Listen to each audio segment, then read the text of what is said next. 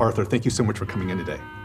Thank you. Your career, spans over 40 years at this point. And I'm wondering if you were to go back to, let's say, the Arthur Dong of the early 1980s, do you think that Arthur would have been surprised by what you've done over time? It's a pretty complicated question. But, my very first film when I was done as a teenager was very raw and rough and ugly. And if I look at my body of work now, that's been tempered, and not in a bad way. I've always been very wanting to communicate and to reach audiences. And I put all that together, and I think my very first films when I was a high school student, I didn't think that. It was just like I had this anger in me, and I just put it out. And there's a bit of that in License to Kill in the very beginning, and I recall this is kind of the raw energy that I kind of miss. You're destroying the American lifestyle. This is a family that God created. So I think most people are familiar in terms of when they think of the first Arthur Dong film, they think of Sewing Women from 1982. What was actually your first film that you made in high school? Well, my very first film was about a line dance performance in Chinatown. Independent filmmaking was really not in the lexicon at all. But teaching filmmaking in high school was even stranger than independent films. It was pretty astounding that my high school teacher had wherewithal to introduce film to us at that young age. Mm-hmm. I was craving to make another film, and so I made a film called Public, which was based on a poem that I had written about a young kid being consumed by societal pressures, and I animated this 5-minute film. It won the first prize at the California High School Film Festival.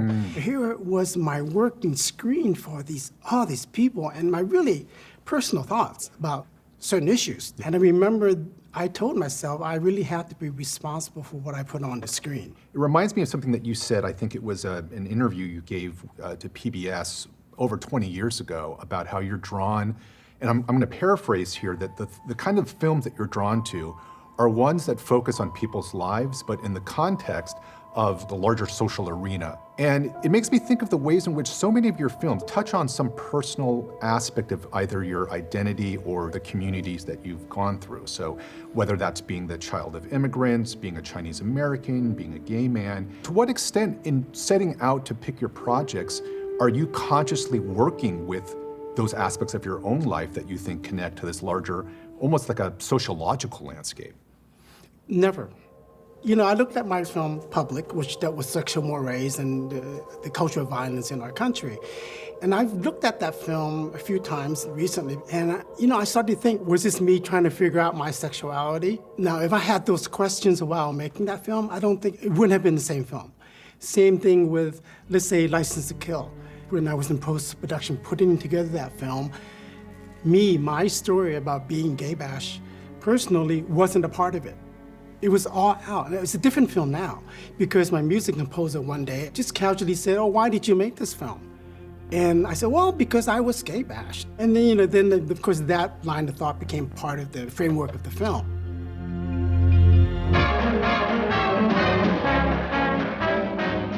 And let's look at Forbidden City, USA, which is about representation, about being an artist in a country that's mostly white, but being firstborn of Chinese immigrants in America and what that means culturally.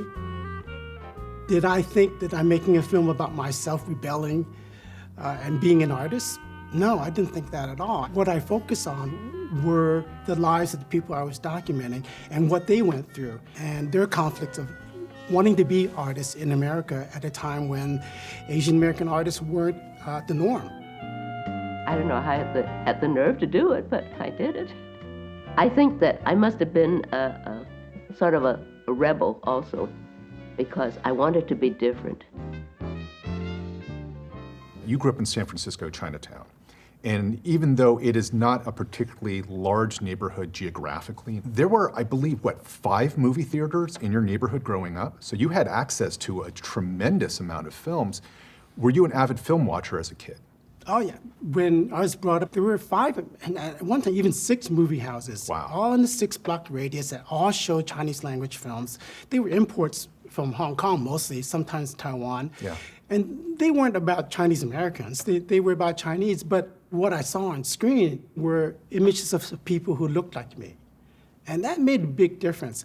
Also, there were stage productions, Cantonese opera. So I saw live productions and film productions, and the characters ran the gamut from heroes to villains to Right. lovers to fools.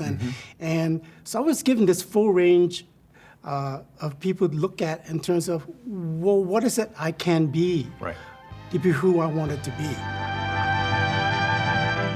As a kid growing up watching all of these films, did it inspire any interest for you to go into film on some professional level? Yeah, I wanted to be a professional film historian, which was, and in going back to the 60s, that was an unusual occupation. The number of film history books you could get at that time that were published were maybe that small of a stack. I have them all. Most of the times you found picture books, with photographs of, the glamorous days of Hollywood, Yeah. but not scholarly academic books. And I remember one particular film of human bondage with Bette Davis. And this is a time when her film, Whatever Happened to Baby Jane, just came out. So I saw Betty Davis in that grotesque role. Right. And then I saw her in Of Human Bondage, very slender and made up hair. And I was like amazed at what film can do in terms of recording history and taking us back to a time. I think that fascination with looking into the past through film has stuck with me even to this day. One of the things that really jumps out is that with the exception of a short you made in the 1980s called Lotus, which was a narrative film, most of your career has been spent making documentaries as opposed to the narrative films that you would have grown up around. Why that preference on your part? Okay, to be honest, I was screwed in Hollywood. And I say that in hindsight now because things have progressed so much for Asians and Chinese in Hollywood. In 1987, when I finished my film Lotus, my one narrative short, and was funded through AFI, the American Film Institute, and what they do at the Institute, which is great, is after you finish a project, they make appointments for you to visit agents and studios to say, hey, we're supporting this young filmmaker, he just finished his project, take a look at it. So I was sent on this round of interviews with agents and studio heads, and I'm paraphrasing just a little bit now, when they would say, well, this is great, we love your film, but we don't know what to do with the Chinese director. This is 88, 89. During that period of time, I was also developing Forbidden City, USA, and I just said, F you, I've got work to do. So my trajectory from that point on was documentary film. My sewing machine became quite a close companion as two more sons followed. I can still recall the times when I had one foot on a pedal and another on an improvised rocker, rocking one son to sleep while the other was tied to my back. I recently interviewed Wayne Wong, and both of you were working for, if I'm not mistaken, Chinatown nonprofits in the late 1970s. And in his case, that led to him making his first feature film, Chan is Missing. In your case, it influenced you making Sewing Woman. How did working at EDD, which was a job placement center, how did it influence your decision to make Sewing Woman? I was going to school and holding jobs at the same time, and I was working at EDD part-time, and I interviewed, I want to say thousands, it seemed like thousands, probably just hundreds of sewing factory workers, immigrants, refugees coming into Chinatown looking for work. And I was bilingual, so I was able to communicate them and hear the stories firsthand. That's what led to Sewing Woman, because I recognized that all of these sewing factory workers, lives who I heard about at work, that's my mom. And I think what struck me about Sewing Women is just realizing that that was a student project originally. You make a lot of notable, I think, creative choices in there. One of it is shooting on this very grainy black and white film stock. The other, from a storytelling point of view, is that even though the story focuses, as you say, on a single person, it's really an amalgam of all these women that you had interviewed as part of your job. How did you come up with your creative choices at the time? The grainy film. I'm a lover of a high contrast film. And there was a stock, I think it's called Reversal 4X. And one day I checked out one of these old World War II DR-70 cameras with 3-tur lenses that no one else wanted because it was clunky and old-fashioned. Right. So I checked one out and went to my mom's sewing factory in Chinatown. Brought the footage back to show to my professor, Bill Chase. And I remember sitting in that room, projecting the images, and we both looked at it, and we both looked at each other, and he goes, yeah, you really should do something with it. So my mom says, no, you're not gonna use that footage. You're not gonna show my face. And I'm the youngest in the family. I'm the baby of the family. She never said no to me, right? But she said, no, you can't show my face like that. But I really wanted to do this. And I needed to graduate. And I talked to my sister, Lorraine Dong. I said, I want to tell the story about Mom. She goes, well, I've always wanted to write a short story about Mom. So she wrote the narration for it. My father was he was kind of more lenient, and I told him my dilemma. And he said, well, just take the photo albums. Maybe that will help you. My brother had footage from his wedding. That became Sewing Woman. It was a constructed piece of work. And a family affair. And this is where my sense of responsibility comes as a filmmaker, is that I said to myself, and I promised myself, and I'm going to show Mom the film. And if she doesn't like it, I would never show it again. So one day, I got the projector, put up a sheet in the living room of my parents' house, had my brother-in-law, who's bilingual, translate the whole narration. And I remember the film ended, she was crying. So from that point on, I knew that we could show the film.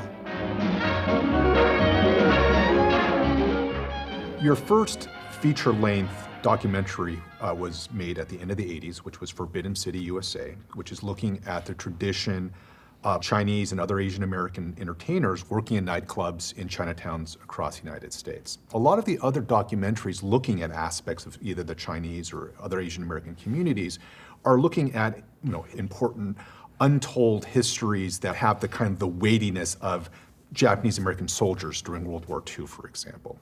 You choose to make a documentary about nightclub entertainers. But I wanted to do something sexy. I loved Hollywood musicals as a kid. And when I first learned about this nightclub, Forbidden City, I was like, whoa, this is like fun. And we weren't always like being a victim. And very soon after being attracted to these images, I learned that, well, there's a real story here about people fighting against the system. So that attracted me immensely. That they didn't care what people said, and that the fact that their stories were steeped in this other culture, this Western culture of musicals and showbiz and glamour and furs and tuxedos, it was even more exciting for me visually. Of course, what we did in the 30s and 40s were shocking to the Chinese community and confusing for the Caucasian people. I feel like you bookended where you began with Forbidden City, USA, with your documentary, Hollywood Chinese. And what I thought was really striking about it is that you really are doing two different things, related, but two separate things in this film. One is looking at the history of how Hollywood has depicted Chinese and Chinese Americans, right? And the other half is looking at all of the Chinese Americans as actors, as producers, as filmmakers, who were there all along, just not recognized. Either one of those topics would have made an excellent film, and you decided to put them into the same one. In constructing Hollywood Chinese, it took me about 10 years to research. And in those 10 years, I learned about other stories about Chinese American filmmakers working within and outside of the Hollywood system. And I thought, well, that's part of the larger picture, isn't it? In the beginning, I wanted to make Hollywood Chinese partly because I had watched so many of these compilation kind of films about Hollywood, certain aspects of Hollywood or the stars, but never one about Asian Americans or Chinese Americans. Right. And I said, well, if no one's going to do it, I'm going to do it. I did become very fond of Peter Lorre, and so he became one of my main, yes, please come in, yes. I wonder if another person did it who wasn't part of the Chinese American community or Asian American community, would they had really sought out the stories of Miriam Wong, who did The Curse of Kwan Kwan, or Joseph Sunju, or James Leong, who did Lotus Blossom, would they had sought that out and really trying to find out more about it and incorporate that into the larger picture of the film industry. You look like you're enjoying this. Oh, very much. And I think it's wonderful that the Academy would nominate a Chinese film as Best Picture. Yeah. We Americans are famous for our open-mindedness. In the 1990s, you shifted your focus with another trilogy of sorts by looking at films that looked at different aspects of homophobia in the United States. License to Kill, I think, is probably the best known amongst these three, and it's a film in which you interview people who have been convicted of murdering gay men in particular. What gave you the idea to put this together? In the mid-90s, Jesse Helms, Pat Robertson, that whole bunch. Right. Really escalated anti-gay attitudes and violence in our country. And I was really pissed off. You go back to Forbidden City, USA, how did I push so hard on that? Well, it's because I was probably angry about being rejected by the studios in this town, saying we don't know what to do with a Chinese director. But with License to Kill, and I really didn't get the very idea of how I was going to approach that film, what was going on in the country. And there was a lot of anti-gay murders, not just bashings, which I was a victim of, but murders. Right. And there was a trial going on in Texas, and a friend of mine was going back home to Texas. And I said, oh, can I come with you? And that's how I went to this trial in Tyler, Texas. And there I met the murderer. I needed to understand him. That's what I was trying to do. Right. And I needed to understand why these murderers of gay men did what they did. And that's actually, the premise is kind of simple. All I did was want to ask him, why did you do it? Right. Of course, there's a lot more to it. I was more in fear of him hurting me sexually than physically, I guess. That's when I just lost control of myself. The rage just came out, and I killed him. From 1977 on to 1997, when License to Kill was made, 1977 meaning when I was first gay bashed. It was a couple times, actually. It wasn't just once. Okay. So I had started collecting clippings from the local gay community paper called BAR, Bay Area Reporter. And it was so prevalent. I mean, it got so bad in terms of the gay bashings, not the gay murders so much, but the gay bashings, that there was actually a page every week about what was going on. But I had collected all these clippings. So by the time 1995, when I started License to Kill, and when I first encountered the first murderer face to face, I was kind of ready for it. I was kind of like, oh, okay, this is what I've been doing. This is what I've been preparing myself to do, was to make this film.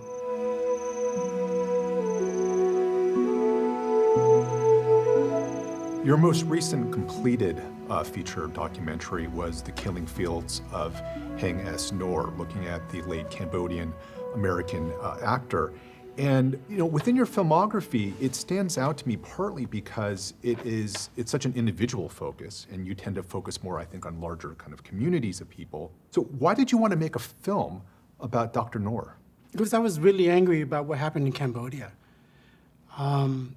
In the 1970s, and prior, the colonization of Cambodia. And it's a history I knew very little about. And when I read Dr. Nor's book, which is a personal journey through the history of Cambodia, leading up to his life in America, he just made it really personal for me. And that really underscored that notion, because his life was so much a part of what was going on in our halls of Congress and in his home country of Cambodia. And then he's an artist. And anybody who's seen his performance in The Killing Fields can't deny that there's something in him that really shouts from the screen. And the fact that he got an Oscar for his portrayal of Dip Pran, but really for him it was literally a weapon. I mean, not literally, but a weapon to get the story of Cambodia out there. And I think You know, in terms of themes, you know, the idea of governance and public policy and how lives are influenced by those aspects of how we live in America.